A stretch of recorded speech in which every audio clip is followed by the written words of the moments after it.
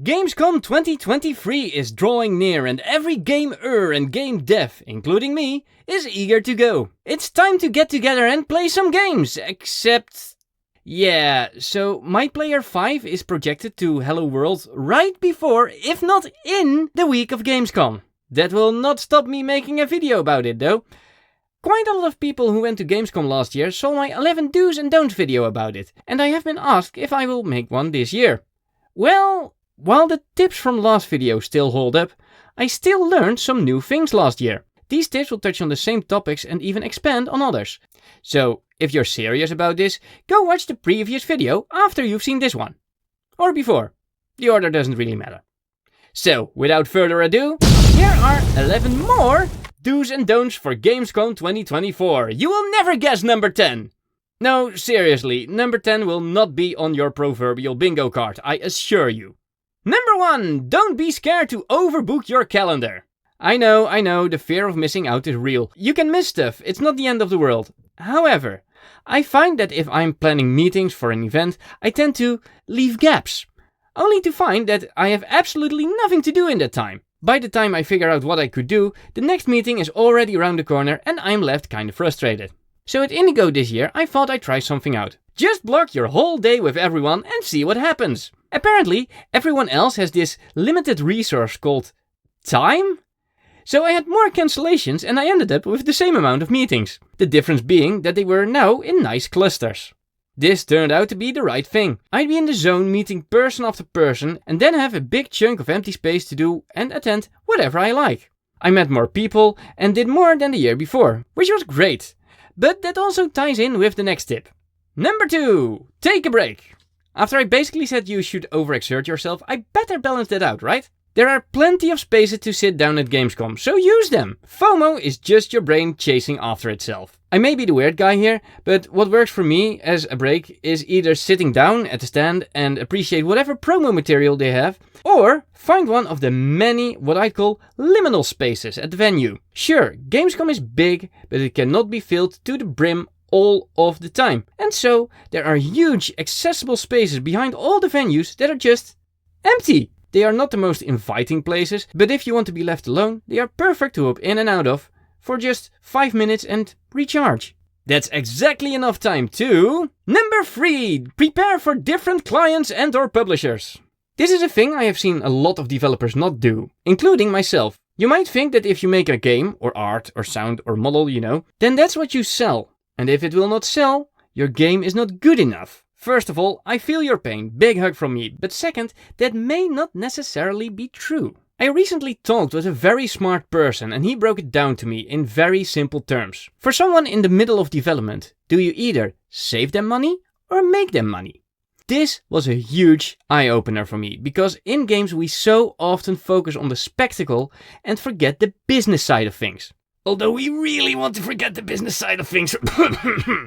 If you make awesome art, there's no guarantee that will result in more sales for a certain game. If you make a platformer, a publisher in RPGs might not know how to sell it. You can be the best programmer in the world, but a visual novel developer might not need that. Now let's reverse those examples. If you make awesome art, a developer who's running late desperately needs you. Your platformer could benefit from RPG elements, so the RPG publisher knows how to sell it, and you could get a better game. And speaking as a programmer, software engineer, hire the VN developer because your game can use a bit of story. With the right framing, everyone can need you, but you only know what they'll need if you listen. Number 8 in the previous video. And you need to find out what they need. Make sure you have different sales pitches prepared for different kind of clients. Have a game for publishers, have a cost-saving thing for developers, and think up some things in between for other possible clients. And if you do get in the situation where you're like, well, I'm sure my art can help you with that null pointer problem you've got, I recommend. Number 4, have fun with the people you meet. Oswald, I'm at a convention that's enabling the production of entertainment. How is this a tip? As I said in number 2 in the previous video, networking can give you new clients and friends. Well, I tend to forget sometimes I'm working with humans who do not just work in their life, but also do other stuff like taxes? Gamescom, like most other events, is noisy, and I did not notice how noisy until I made recordings at Indigo this year. If you remember in the previous video, I did not get to record at Indigo last year, so this year I thought I'd fix that. Only to finally notice that it was all inside and everywhere sounds like this.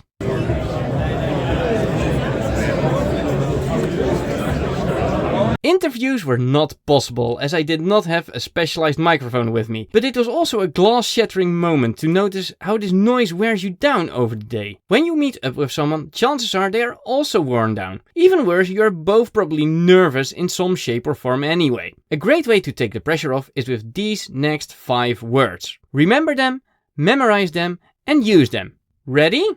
Shall we grab a drink? Seriously, the meet to match places, number 5 previous video, are so sterile sometimes, while still being noisy. How are you supposed to get to know a crucial contact in that kind of environment? Everyone is human, so go do human things together, like, breathing? Nah, just kidding. We are at a games convention. Of course, we're going to number 5, play games at Gamescom. The Wednesday of Gamescom is for journalists to experience the games without audience to get clean footage. You know who else can access everything? Everyone with a business ticket. You can play all the demos you like. You know what I did last year? I got myself into the Armored Core 6 demo booth. I've been playing the whole Armored Core series since 2005. The series had 15 installments at the time and we had not had a new release in 10 years. Those 10 minutes I got to play were absolute bliss. When it released a couple of months later, I got it almost immediately. I 100%ed it, which I almost never do with a game. And this game has a double game plus. I loved every minute with it and that's why you should use the Wednesday to play games at Gamescom. Okay, this is just an excuse for me to fawn over Armored Core 6.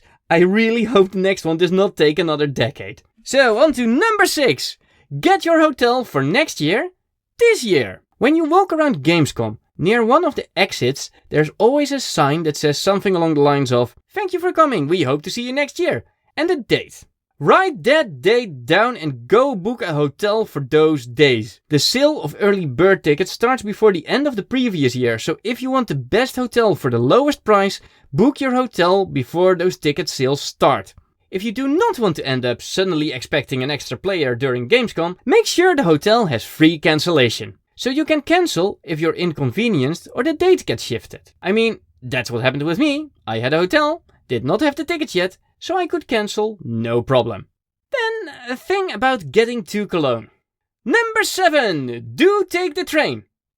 With a grain of salt. I want to preface this by saying I love trains. I love watching them, I love getting on them and just watching the landscape go by. And when I get off, I love to see a bit of the place between the station and my destination. For some reason, I have never had an enjoyable experience going by train to Cologne. On the trip to Cologne, I'm always put in some weird, slow trains, even though the ICE goes directly from Utrecht to Cologne. And on the way back, I have never had the pleasure to get on my planned train as it is always cancelled. What is it with the ICE in Cologne on Sundays that it always breaks down, I assume? Last year I had to go through Belgium to get back home. Belgium! So if you take the train, make sure you have a couple of hours of leeway. It's still better than driving in Cologne, which I did in 2007 and hope to never do again. Now, in my last video I also gave some tips for things to do in Cologne. These last 4 tips are going to be food related. So, do you have any idea what tip number 10 is going to be already? Number 8! Order the pizza named after the pizza place. This is a tip I find works well globally, but I'll tie it to Cologne for a bit. The pizza by a pizza place that is named after the pizza place is usually the pizza place's owner's favorite pizza. It is usually not a standard pizza, like a margherita or a quattro stagioni, so this is their signature pizza. Depending on the pizza place, they can go wild in any direction, and this is where I want to bring up Broeder's Pizza. Broeder's Pizza, or Broeder Pizza, or Broeders? You know, they switch around a lot. Is a very small pizza place in one of the nearest residential blocks to the Köln Messe. The very best pizza I have ever had was their signature Broeder Pizza. Sure, I had a long day and I was very hungry, but sitting on the sidewalk gobbling down that pizza was the best. So, Maybe the tip should have been, go check Brüder Pizza. If you can't find them, order the pizza place named Pizza of whichever pizza place you can find. Number 9. Chocolate Museum! Visit the Chocolate Museum in Cologne. It is a museum where they make chocolate with a complete production line. You can buy chocolate, you can eat chocolate. It is chocolate. I like chocolate. If I have not convinced you to go yet, you probably don't like chocolate. Anyway, that was tip number 9. Have you guessed yet what tip number 10 is going to be? Well, here it is. Number 10. Do not order a salad in Cologne. They sold salad like fries. I repeat, they sold salad like fries. I have no idea how I did not notice in previous years, and when it first happened to me, I was horrified. I love raw vegetables, and they are not as easy to come by while traveling compared to other high-fat processed food. I ordered a salad at a snack bar. I know, first mistake. I saw the guy slice the tomatoes and cucumbers and arranging the vegetables, and then he took out the salt shaker and just smothered it all with it. I have this thing where if something is too salty, it first tastes sour or acidic before it goes back to super salty. This salad had no vinegar, and yet it went from sour to salty. It was that salty. I thought it was the only place that did that until I ordered a Caesar salad in an unrelated restaurant, which, again, was also extremely salty. That salad had prawns, and they still found it necessary to put in extra salt. I have no idea if obesity is a big problem in Germany, and as a foreigner, it's none of my business. In my opinion, however, if I were in charge, I'd outright ban all added salt from salads in Germany, as that surely does not help people to eat healthier. But let's not end on that nasty note.